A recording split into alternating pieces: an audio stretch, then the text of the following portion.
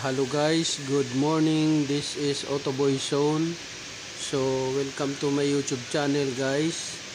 So, sa araw na to guys, may dinadiagnose tayong Mercedes-Benz is 550.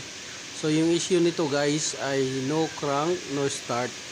So, continuation to guys nung una nating video na hindi natin natapos dahil marami tayong ginawa, diniagnose at ni-repair.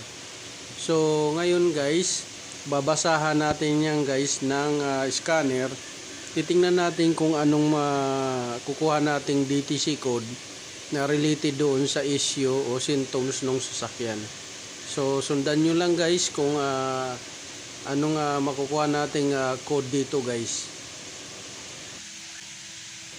So i-explore lang natin guys yung scanner.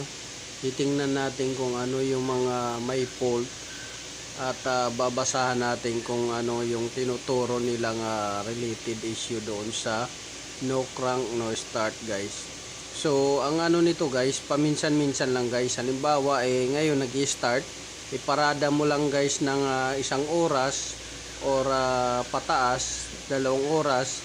Pagka in-start mo ulit guys, hindi na siya mag-i-start. Tapos ngayon hayaan mo naman siya. Tapos after ng mga ilang oras, mag-i-start na naman siya guys. So yan yung sintomas ng sasakyan nito guys. So sana sundan nyo lang guys yung video hanggang sa dulo para may mapulot kayong kaalaman at para sa mga sasakyan ninyo at sa mga mekaniko na nag-aayos nito ay magkaroon ng idea guys. So, chine-check natin isa-isa guys yung may mga fault code para makuha natin kung yung mga tinuturo nilang code related doon sa no crank, no start. So, check natin yung fuel system. Check natin yung pump kung nag-engage ba siya. Test natin. Tapos, check natin din yung ignition system niya. Kung may voltahe ba na pumapasok. Tapos i-check na rin natin yung electrical system niya na kung may mga short to ground, short to power na issue. Tapos i-check rin natin guys yung starting system niya kung may pumapasok na voltahe rin. So sundan nyo lang guys yung video. At makikita ninyo guys na ini-scan natin dyan guys, in-explore natin kung anong makuha nating DTC code na related doon sa no crank, no start issue. So base doon guys sa lahat ng mga nakapula dyan guys, ang tinuturo niya ay electronic ignition switch. So yun yung may failure. So pansamantala guys, dinilit natin muna yung mga fault code doon at ngayon in-scan natin uli kung ano yung lalabas na unang lalabas at na matitira na hindi mabura. Yun yung pinaka-active talaga niya na fault code or yung hard code talaga niya na hindi nabubura. So always present talaga yung guys. So ngayon guys, explore natin uli yung scanner para makita natin kung ano yung magagawa natin dito sa electronic ignition switch.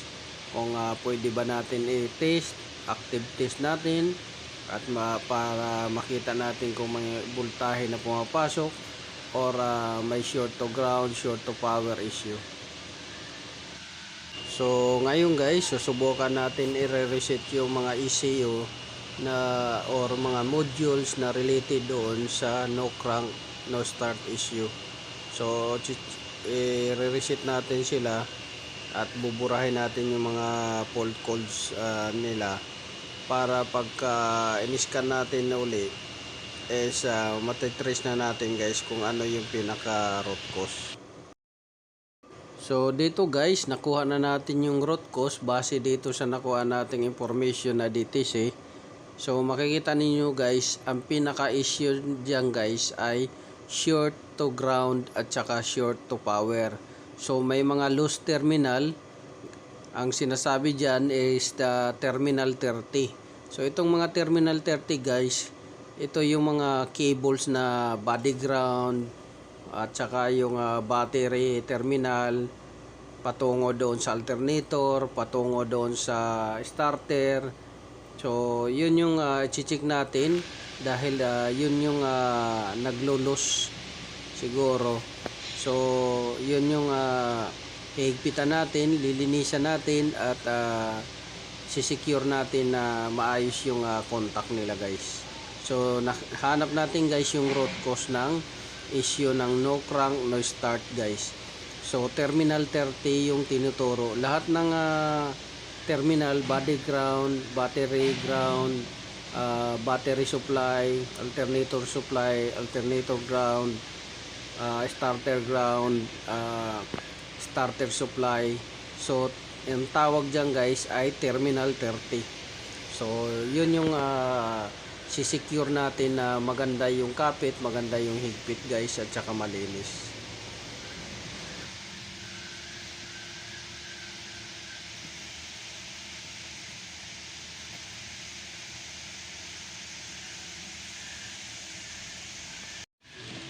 So basic muna tayo guys. Pupunta tayo sa fuse box para i-test natin dahil baka maya dito yung may failure din. So lahat ng fuse dyan is i-test natin kung may continuity sila or buo pa, or baka maya may busted na dyan or naglo-loose na siya, short siya. Pati na rin yung relay guys. So isa-isahin natin yan guys pag test para ma-justify natin o ma-verify natin guys na wala dyan or mayroon nagsushort. So yun lang guys, sundan nyo ako para may mahanap kayong may makita kayong kalaman dito guys. So dyan guys, gumamit tayo ng tester para pang test sa kanyang continuity, sa kanyang ohms tsaka resistance ng wire. So lahat ng fuse tsaka relay test natin dyan guys sa mga terminal nya.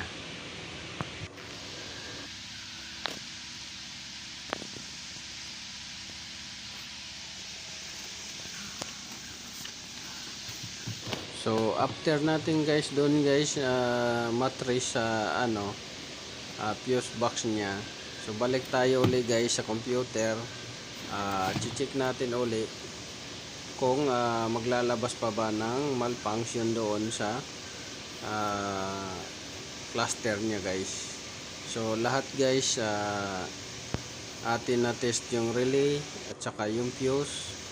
So ngayon titest na naman natin doon sa scanner kung mayroon pa bang lalabas ng mga fault ko doon. Baka mamaya doon siya nag-short to power or nagkakaroon ng short to ground sa mga terminal doon sa supply ng fuse box. So sundan nyo lang guys yung video sa diagnosing natin guys. So base doon guys sa ating pag-explore ng scanner, so yung pinaka root cause talaga niya guys ay yung short to power at saka short to ground. So nakuha rin natin guys yung root cause guys. So ngayon guys pupuntahan na natin talaga guys doon sa mga terminal. So lahat ng terminal 30 lilinisin natin, higpitan natin ng maigi. So yun yung root cause nya guys. So kanina na-verify, justify natin na doon sa fuse box at saka sa relay nya ay walang problema. So doon talaga sa terminal 30 or mga cable na power supply or ground supply guys.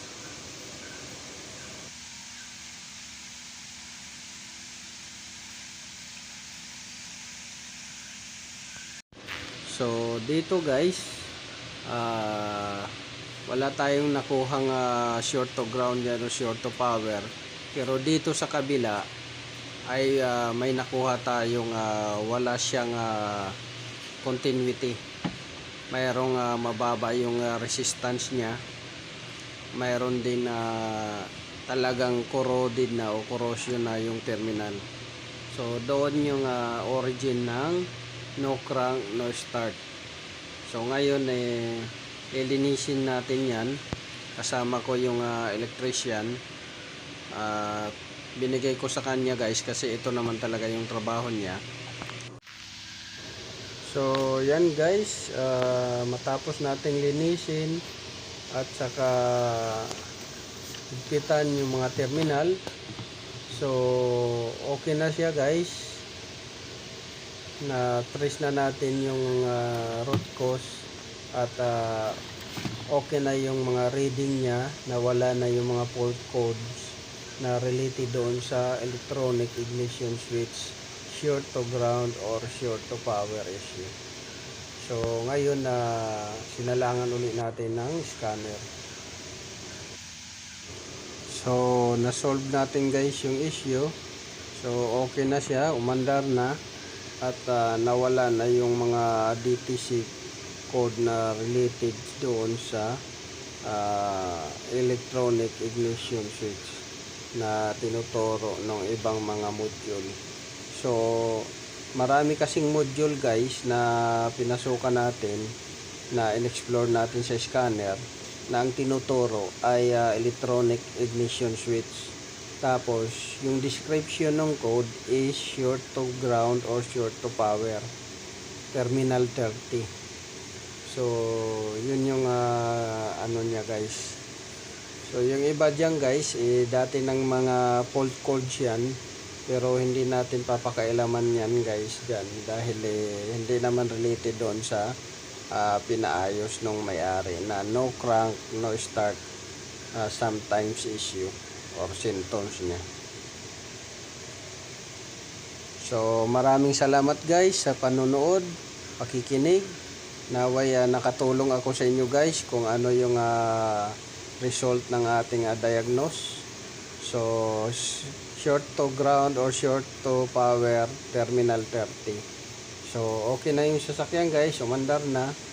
So paki-like, share, subscribe my YouTube channel at saka paki-click guys ng notification bell button guys.